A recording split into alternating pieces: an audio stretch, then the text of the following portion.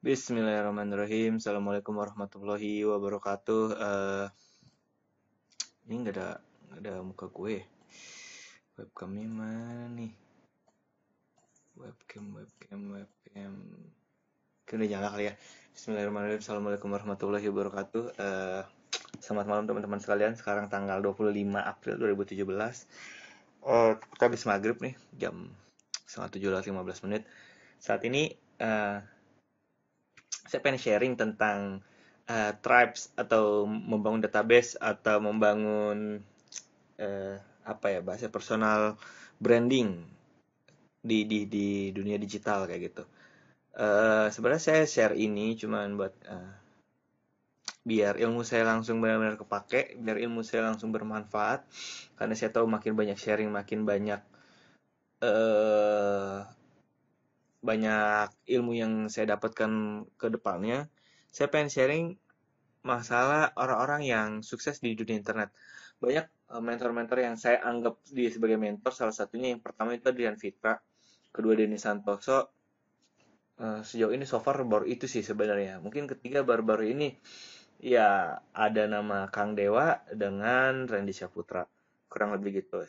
Bagi saya nggak begitu banget lah, nggak begitu nggak begitu saya bilang mentor karena cara berpikirnya bukan sekedar orang yang main di internet tapi overall untuk main di bisnis itu kayak gitu. Eh, Tadi malam saya nggak bisa tidur ceritanya, terus mikirin kayaknya kesibukan saya 2 tahun terakhir ini tidak ada sama sekali kaitannya dengan membangun interaksi dengan konsumen saya. Saya sadar hal itu karena pas saya preview 3 bulan ke belakang ternyata banyak hal yang saya lakukan tuh kayak cuman balas chat gitu, ngisi deskripsi produk gitu, nge-crop video buat video description kayak gitu. Tapi ketika dulu sempat mau bikin kayak broadcast berseri atau share-share postingan yang saya bisa, itu saya nggak percaya karena waktunya butuh lama. Tapi ternyata itu penting banget karena eh, saya nggak bisa ngejual lebih banyak ke pelanggan saya kalau misalkan mereka nggak deket sama saya, mereka nggak trust sama saya, mereka nggak ada interaksi sama saya. Jatuhnya masih kayak orang awam dijualin ya. Sedangkan dia harus benar-benar dirubah statusnya dari cold ke warm itu dengan konten. Kalau di ini apa yang bisa mereka lihat, apa yang bisa mereka dengar, dan apa yang mereka bisa bayangkan, kurang lebihnya kayak gitu. Dari nyari-nyari di internet sebenarnya saya sudah sedikit paham cara membangun kolom di internet, cuman nggak pernah praktek. Dan ini ketika saya pengen praktek saya nggak mau nabrak sana sini, gagal sana sini, ngabisin waktu, ngabisin uang, ngabisin hati, sakit hati. Makanya saya belajar bagaimana caranya membangun kolam yang benar. Artinya begini, saya akan masuk ke dagangan saya yang terbaru, yaitu kopi hijau dia buat diet kayak gitu. Ketika saya launching produk ini, saya tahu saya harus bisa dekat dengan konsumen saya. Maka itu saya lagi mikirin bagaimana broadcast yang saya lakukan nanti ke depannya. Oh, kebetulan tadi saya bawa buat di masjid. Kurang lebihnya kayak gini. Mungkin di sini di layar komputer belum kelihatan gambarnya, cuman akan saya share ya. Saya share.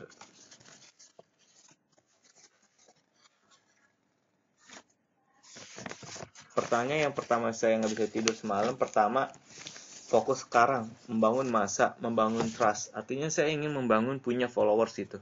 Followers yang biasa bakal ngabisin duitnya. Saya tulis ya di ini.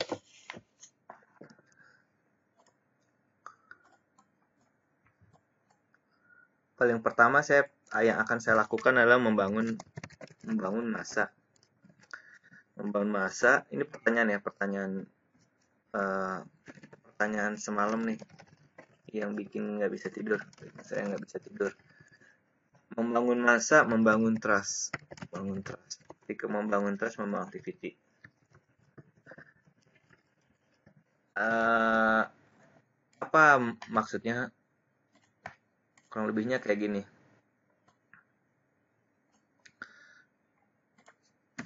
Kita nggak bakal bisa jual barang kecuali kitanya dikenal. Saya sering ngelihat orang-orang yang kayaknya gampang banget ngejual sesuatu karena mereka udah keedukasi. ketika edukasi itu nggak sehari dua hari dibangun, bisa sehari dua hari kalau emang jualannya murah, tapi kalau barangnya mahal dia harus berbulan-bulan. Kalau emang mau berturut-turut, mau jadi fans kita, mau bisa kita jualin terus, ya maka dia harus dikasih umpan terus, dikasih makan terus supaya dia gendut gitu. Di dunia internet ketika kita lagi mau jual suatu barang gitu, kita langsung cari target marketnya siapa. Dan kita kalau bahasa yang master-master di internet itu disebutnya sebagai membangun kolam. Artinya kita ngebangun grup, ngebangun broadcast list, lalu kita broadcast ke orang-orang tersebut dengan harapan mereka teredukasi dari manfaat yang kita kasih, dari bonus yang kita kasih, dan intinya membuat pikiran calon bayar kita ini sepikiran sama kita. Nah, akhirnya saya lanjut kedua, cari orang yang punya followers. Orang kayak followers itu siapa aja. Kalau followers itu, yang kedua yang saya semalam bingung itu, kalau misalnya saya harus membangun masa, berarti harus saya membangun kolam di internet. Artinya saya harus punya grup yang dimana nanti saya share semua hal yang saya bisa. Misalkan saya tentang motor, ya saya share tentang motor. Kebetulan jualan tentang diet, ya saya share tentang teknik-teknik diet mungkin, dan semacamnya. Maka itu saya langsung mikir, cari orang orang yang punya followers. Followers, apa yang dia lakukan, terus apa kesamaan dari orang-orang itu. Orang-orang itu maksudnya mentor-mentor saya yang saya anggap mentor. Nyari orang followers mungkin banyak, tapi di internet itu ibaratnya semua orang bisa jadi masa gitu. Jangan pernah terlalu gampang, kayak teman saya yang menyebut apa ya, ibaratnya jangan terlalu gampang nyebut seseorang tuh masa, karena yang terjadi namanya masa itu banyak share ya gitu ya, dia dagang yang wajar karena mau ngebantu kita, tapi lebih banyak daganginnya itu bukan masta namanya, tapi itu orang masih nyari duit gitu, masih ibaratnya sama kayak kita lah, belum kaya lah, ibaratnya masih miskin lah kayak gitu. Harusnya sih yang disebut masta adalah orang-orang yang selalu share banyak hal ke kita kayak gitu. Dan dari orang-orang itu yang saya lihat adalah pertama Adrian Fitra. Adrian Fitra ini Bang Adrian jarang jarang banget nge-share hal-hal bermanfaat. Dulu-dulu sih ya, terus sekarang lebih banyak main gitu karena kita udah tahu lah, ya motivasinya dari situ aja. Saya ngeliat video-video mainan dia kayaknya seru, emang itu 10 tahun lalu dia menciptakan mimpinya itu, dan sekarang dia udah berkehidupan di mimpinya sendiri kayak gitu. Terus kedua, Denny Santoso. Saya tahu kalau Denny ini mentor saya waktu saya awal mula banget, saya nggak punya uang, saya belajar banyak di beliau. Eh, Banyak bisnisnya yang berhasil, tapi awal ceritanya juga sama kayak kita kita ngerintis kayak gini, banyak ya tai-tainya juga, kurang lebihnya kayak gitu. Tapi banyak hal yang, ya hampir semua materinya kode ini saya nggak pernah ikut yang berbayar, saya emang nggak ada uangnya. Kalau ada uang juga insya Allah saya ikut, tapi dari hal yang gratisan saya bisa maju. Terima kasih banget nih buat kode ini. Selanjutnya itu paling Kang Dewa gitu. Waktu di sini saya meremehin banget waktu pertama kenal, itu mungkin tahun-tahun lalu. Ternyata dibalas, dan saya lihat ini apa namanya, Kang Dewa ini punya kelebihan sendiri di copywritingnya. Oleh saya itu banyak belajar dari sana, dan closing saya meningkat banget ketika belajar dari Kang Dewa, Dewa Eka Prayoga. Terakhirnya mungkin yang banyak bikin saya berubah dari September 2016, dalam cuman ya sekitar 4-6 bulan, itu Kang Randy Syaputra.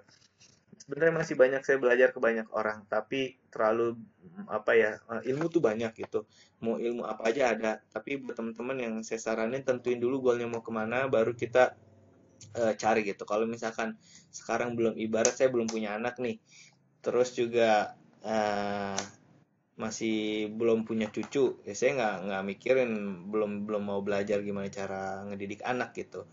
Ya, sedikit-sedikit ya mungkin iya, tapi kan ngabisin waktu terlalu banyak. Saya fokusnya mungkin sekarang nyari uang, nyari jodoh kayak gitu, maka itu yang saya pelajarin. Terus ketiga, bagaimana masalah broadcast, yang ini masalah teknisnya sih ya, tapi saya share aja deh. Masalah broadcastnya gimana, broadcastnya gimana gimana kalau di BBM, kalau di WA gimana, kalau di line gimana, di grup Facebook gimana, fanpage gimana, dan semacamnya. Nah, saya ngebandingin dulu dari 4 orang ini. Oh, termasuk salah satunya Bung Chandra. Chandra. Masih banyak lagi, cuman yang saya ingat ini, yang kalau Kang Eka, Kang Dewa dan Kang Bung Chandra itu saya selalu buka kayak apa ya, bukunya tuh saya selalu baca terus. Jadi saya nggak pernah baca buku tuh sampai full, cuman oh lagi trouble ini baru saya buka. Jadi kayak kamus doang gitu, kita nyari kosakata di sana. Nah, saya ngeliat dari lima orang ini selalu nge-share sesuatu yang bermanfaat buat orangnya, maksudnya buat saya gitu. Saya ingat lima orang ini tanpa susah perlu, siapa ya orangnya, siapa yang mentor yang saya bilang ya.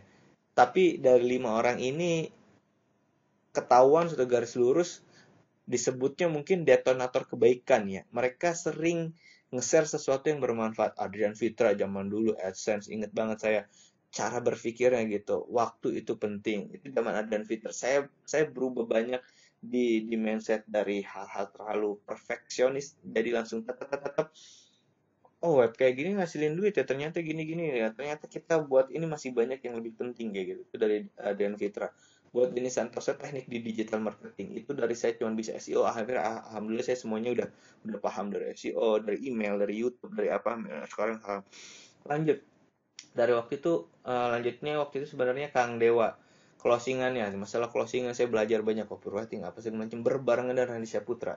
Randy Saputra Kang Randy ini banyak share tentang ilmu bisnis yang kebetulan saya muslim dan sesuai ajaran Rasulullah bukan walaupun kalian beda agama dengan saya misalnya ada satu agama apa ya satu ajaran di ajaran kami yang sebenarnya banyak orang bahkan ustadz juga nggak banyak yang share karena ustadz terlalu fokus di dunianya dan sedikit orang yang paham bisnis tapi berajaran agama yang baik dan intinya kita ada pasti Anda meyakini juga bahwa kita tidak zolim lah ke orang untuk dalam bisnis gitu harus jujur harus ini harus itu harus dan itu saya banyak belajar dari Randy Saputra dan mindset bisnis saya langsung berkembang pesat ketika dari 2016 waktu gagal di situ juga saya belajar literasi finansial artinya saya bisa nanti ke depan nyari investor atau baca keuangan dari yang saya lihat sampai apa ya saya banyak tukang makanan yang udah 10 tahun 15 tahun teman-teman saya yang punya bisnis ya udah ngasilin tapi dia masih keteteran artinya suatu saat kalau dia besar dia pasti bocornya ya karena finansialnya aja nggak masih ngaco gitu bukan nggak bener emang nggak bener bukan salah total tapi masih sebenarnya masih bisa diperbaiki lanjutnya Bung Chandra saya ingat umur 20 tahun beliau sudah banyak menginspirasi saya maka itu saya banyak belajar mindset dasarnya dari Bung Chandra juga. Nah, tapi dari semuanya, Bung Chandra punya buku, Adrian Fitra emang nggak punya buku, tapi waktu itu, tapi intinya mereka sharing terus sesuatu yang bermanfaat kepada saya. Kang Dewa juga di Facebooknya, Kang Randy juga di videonya. Nah, masuk ketiga, ininya kan udah tahu, kita harus banyak sharing sesuatu yang bermanfaat. Masuk ke bagian tiga, masalah broadcastnya gimana? Kalau di BBM, jujur aja, kalau ada orang baru nih, saya udah ada temenan 100, calon beli saya 100, datang ntar minggu depan 20, minggu depan 20 lagi itu yang dulu broadcast saya kasih nggak dapet gitu nah itu resikonya kayak gitu di WhatsApp juga sama kita bisa broadcast list bikin tap tap tap tap tap tap atau WA grup tap tap tap tap tap tap tapi artinya apa ya ada yang saya yang masalah nomor tiga ini intinya saya ini nggak mau tiap hari tuh bikin artikel gitu saya pengen bikin satu udah tinggalin tapi ternyata beda beda media, beda cara mainnya. Kalau misalnya saya ada 30 list cerita atau konsep atau broadcast atau sesuatu yang pengen share postingan yang saya share yang intinya bermanfaat semua. Yang setahu saya bisa diatur itu cuma di email. Di email kalau udah dikirim satu, dia bisa besok kedua, besok ketiga, keempat gitu. Tapi kalau di WhatsApp, di BBM, di Line itu nggak bisa gitu. Di Facebook juga gitu. Kalau di Facebook mungkin kelebihannya ya postingannya ada di grupnya itu, di fanpage-nya itu nggak hilang nggak kemana-mana, bisa di scroll. Kurang lebihnya kayak gitu. Ya, cuman saya pengennya orang ini berurutan dari satu ke itu. Nah, itu yang lagi saya pikirin dari semalam dan alhamdulillah semuanya sudah selesai sampai sekarang. Dan saya pengen share tekniknya ini sebenarnya saya cuma belajar apa ya teknik dari tiga masalah ini saya cuma ngambil ke satu orang sih harusnya minimal ada tiga ya buat perbandingan cuman nggak apa Bismillahirrahmanirrahim aja yang pertama, kalau saya pikir-pikir itu ini dari hasil tulisan saya ada 3 lembar nih, ada 3 lembar. Yang pertama intinya konten nih, kita sharing konten itu udah paling pertama.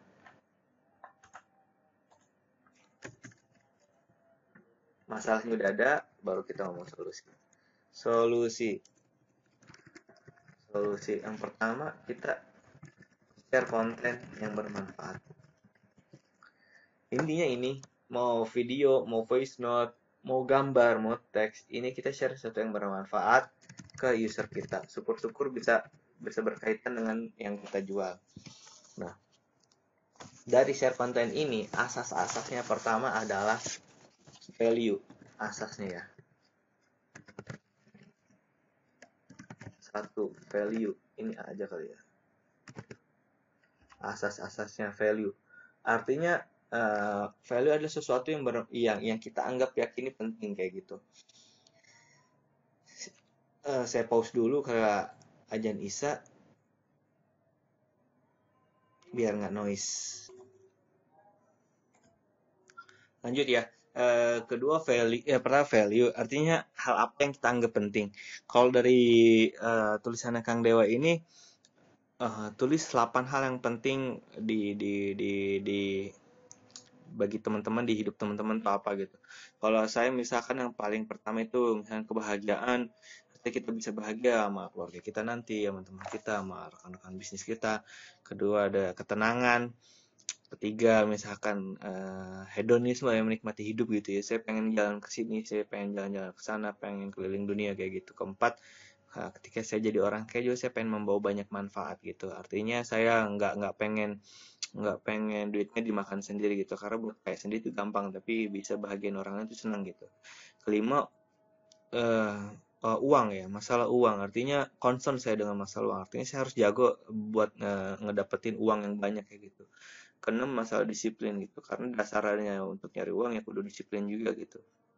Misalnya mungkin eh, penampilan, gaya hidup, dan shopping. Jadi kalau suatu saat saya kaya juga mungkin kayaknya saya beli beli mainan ini, beli mungkin helikopter atau beli motocross, beli mobil, koleksi mobil dan sebagainya gitu. Terlepas dari misalnya sedekah juga harus lebih banyak atau bikin tempat panti asuhan juga kayak gitu. Dan ke-8 kesehatan ya, saya pengen sehat terus baik sehat jasmani, rohani dan segalanya. Ketika value ini dapat nanti hubungannya dengan personal branding adalah apapun yang kita tulis, apapun yang kita share rata-rata nanti berbau 8 ini gitu. Mau nggak, bukan mau nggak mau ya, cuman itu seperti hal dasar gitu, hal dasar sebelum kita hal dasar sebelum sebelum sebelum apa ya bahasanya, ya itu nanti bakal bakal jadi kayak main topik gitu ya, jadi intinya tuh berbau itu gitu, ada berbau value-nya ini. Terus kedua, yang menurut Kang Dewa, bukan menurut saya karena saya belum praktek, nanti versi saya nanti saya upload lagi. Dua, kekuatan, artinya kita kelebihan kita apa gitu. Misalkan ente punya kelebihan di masak, ya kalau mau tentang sharing masak boleh, berarti tinggal cari dagangan-dagangan masak. Atau misalnya kalau sekarang dagangannya jauh kayak saya tentang diet, ya paling sharing-sharing tentang kehidupan, tentang kan kita bisa cari di internet. Tinggal kelebihan kita apa nih, apakah kita orang yang ramah, tulisan baik, atau kita jago bercerita, atau apapun yang kan tiap orang punya kelebihan kekurangan itu ya lebih apa namanya disangkut pautin aja ke nanti ente nulis gitu, ke ente buat kontennya. Terus ketiga, eh oh ya, dalam kekuatan ini kalau bisa passionnya ya, kayak tadi saya bilang passionnya apa, misalkan kayak kayak main PS boleh, sharing-sharing main PS atau hal-hal yang berkaitan dengan kayak gitu. Selanjutnya eh unik, menjadi unik artinya jangan nyamain orang lah kayak gitu. Kalau bisa lebih beda sendiri ya itu lebih baik gitu. Kalau misalkan saya udah bikin yang kayak video ini terus ente bikin sama persis kayak gitu, ya buat apa kayak gitu. Harus beda, harus ada perspektif yang lain dan niru-niru orang. Kalau bisa unik itu lebih baik. Keempat, unik bisa ente jelasin sendiri, yang intinya ente jadi diri ente sendiri juga itu udah unik. Jadi lanjut aja. Keempat itu adalah percantik tampilan. Karena kita main di medsos, ya Facebooknya dibagusin, Instagramnya postingnya dibagusin, eh YouTube-nya mungkin dibagusin, video-videonya hal-hal sederhana kayak gitu. Yang kelima, yang kelima ini terus belajar. Mari terus belajar. artinya gini, ketika ente lagi bikin apa ya, mau personal branding, ya knowledge harus luas gitu. Jangan itu aja gitu, kecuali emang udah master gitu. Ya master aja sih, menurut saya masih banyak belajar gitu. Ya entah belajar dari kehidupan, entah belajar dari hal-hal yang lewat-lewat kayak gitu, ya itu tetap belajar kayak gitu. Masih masih masuk ke sana. Terus kedua, perbanyak prestasi. Ini yang Kang Dewa sebut, bukan dari saya cuma nerusin versi saya, nanti saya upload. Perbanyak prestasi artinya kalau misalkan kemana-mana kita udah juara affiliate, atau misalkan testimoni kita udah banyak, atau orang pada puas, ya itu termasuk juga dalam prestasi kayak gitu. Terus terakhir, promosikan diri kita. Kita udah capek-capek ngurusin 6 ke belakang lah, terakhir harus dipromosin gitu. Harus berani, gue malu lah nulis ini gitu. Jangan kayak gitu. Ya ini ya, bangkit gitu. Jangan punya punya kepikiran kayak gitu. Nah, dari ini asas 7 ini tadi saya mikir nih, orang ngapain nyuruh gue value-nya apa, kekuatan apa. Ini kenapa video ini ada. Ini saya pengen share ke Anda semua bahwa dari 7 ini bukan asasnya doang gitu. Nggak apa sih hubungannya kayak gini sama personal branding, gue bingung tadi. Nah, gue mikir, oh maksudnya nih orang, bahwa kita kalau misalkan mau share tentang postingan yang bermanfaat, ya setidaknya dari 7 hal ini bisa kita lakuin. Kurang lebihnya kayak gitu. Nah, ini prinsip dasarnya dari kita share konten yang bermanfaat. Ini apa namanya, asasnya lah, asas-asasnya. Nah, selanjutnya yang ke ntar lo, ini berarti intinya, ini poin utama. Gimana ya poin utama ya? Ini kali ya. Ini deh. Ya anggap ya gitu ya. Kita share sesuatu yang bermanfaat, share asasnya yang pertama. Nah, yang kedua, isi kontennya atau kontennya. Bagian ini atau sebut mungkin bagian tekniknya gitu. Tekniknya.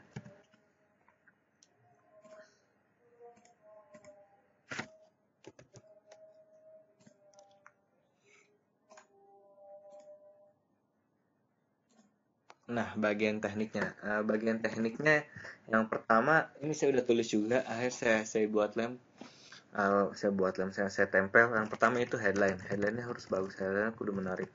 Sering-sering baca baca baca koran yang headline-nya, kalau koran bapak-bapak sih yang nggak asik, pokoknya headline yang asik-asik buat gitu. Pokoknya nanti tiba-tiba ngomong baca aja kayak gitu. Banyak belajar headline. Nanti saya jelasin lagi ke lebih lanjut. Terus kedua, pakai gambar yang menarik perhatian juga. Dan juga ketiganya adalah dapatkan yes set dari pembaca. Yes set nih arti kayak gini loh. Sering gak sih kita kalau ngobrol sama temen yang udah lama tuh kayak nyambung. Terus kadang-kadang mungkin teman-teman kita ketemu orang yang maunya berdebat aja main teh gitu. Walaupun nggak mau ribut, cuman kayaknya nggak nyambung gitu. Kayaknya ini orang berdebat aja. Nah, maksudnya yes set kayak gitu. Yes set bisa dikatakan dengan cara-cara seperti ini. Maksudnya tuh eh, nanti saya jelasin lebih lanjut. Pokoknya intinya kita harus membuat orang ini tuh satu visi sama kita, artinya kita men-align diri kita, jangan sampai ada prinsip yang diomong bersinggungan gitu. Biasanya misalnya entah agama, oh ya kita dengerin tapi jangan ngebantah, oh gitu ya, kayak gini. Intinya yang semacam itu nanti saya jelasin trik-triknya. Keempatnya ini, gunakan storytelling. Storytelling apa sih storytelling? Storytelling itu adalah eh kita cerita nih dari ente ngeliat dari awal video ini sampai akhirnya storytelling gitu. Storytelling kalau di film-film itu juga termasuk storytelling. Kita menceritakan sesuatu gitu, kayak orang ngegosip gitu, kayak orang cerita dari ibu ke anaknya lah kalau mau tidur gitu. Wah, kayak rame gitu, cerita-cerita cewek-cewek yang pada nongkrong juga termasuk, itu salah satu storytelling. Tinggal storytellingnya tentang dagangan kita aja kayak gitu. Kelima, libatkan emosi pembaca. Salah satunya yang pertama adalah kayak gini. Eh, bayangkan, gini gini gini, imajinasikan. Jadi di setiap kontennya kalau bisa ada kata-kata ini, kurang lebihnya gitu. Karena ini nanti orang ini bakal, dia ngebayangin, imajinasin, dia bakal inget. Anda boleh nggak inget, misalnya kayak gini. Anda boleh nggak inget, Anda boleh tidak mengingat kata-kata penting saya di atas gitu. kata-katanya apa gitu. Pasti dia ngeliat-liat juga kayak gitu. Itu termasuk salah satu melibatkan emosi. Jadi baca lagi emang kata-katanya apa gitu. Kalau dia nggak ngeh gitu. Kalau dia ngeh, oh kata-katanya. Oh yang tadi ya. Oh, gitu. Banyak yang dipikir-pikirin juga kayak gitu. Terus andaikan, pura-pura memikirkan dan penasaran. Terakhir, cantumkan call to action. Udah sampai sini aja. Dari seharian saya mikir ini udah saya rangkum kurang lebih berapa ya? Saya setengah jam daripada ente mikir 24 jam kayak saya.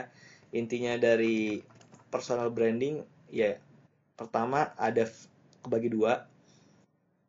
Intinya kita share sesuatu yang bermanfaat ke user kita, atau yang saya sebut detonator kebaikan. Itu saya dapat waktu kemarin di SBDKK tanggal 3 Maret. Nah, kedua ya isi kontennya kayak gitu. Jadi asasnya apa? Kedua headline-nya isi konten atau bagian tekniknya kayak apa. Kurang lebihnya kayak gitu. Semoga ini bermanfaat. Kalau ada yang pengen ditanyain silahkan komen di Facebook ini atau di video ini. Atau bisa kirim email kalau kalau nanti kirim email ke saya atau mention saya di Twitter, kurang lebihnya kayak gitu. Assalamualaikum warahmatullahi wabarakatuh.